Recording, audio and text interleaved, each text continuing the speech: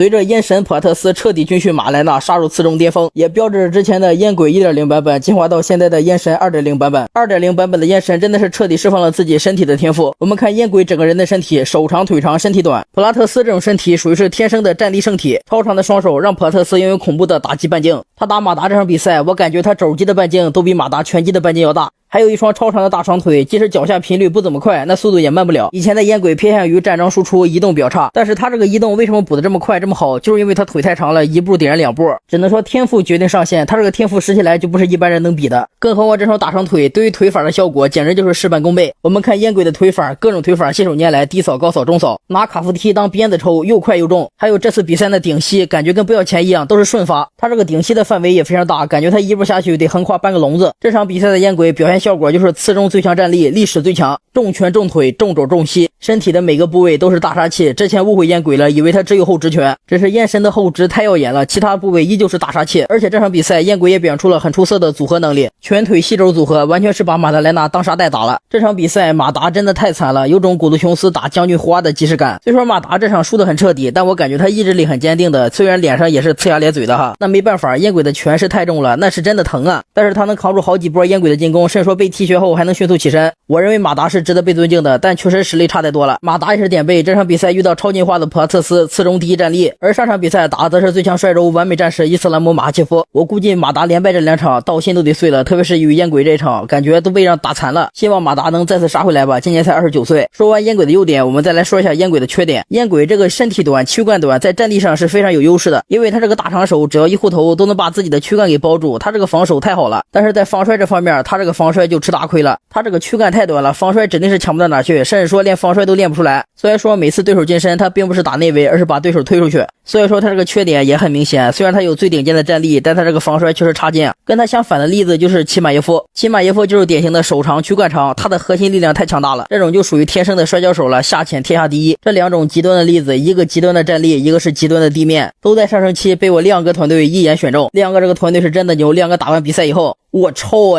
你们选对手给我选好了呀！啥也不说了，心疼亮哥2秒钟，亮哥也是真的硬汉。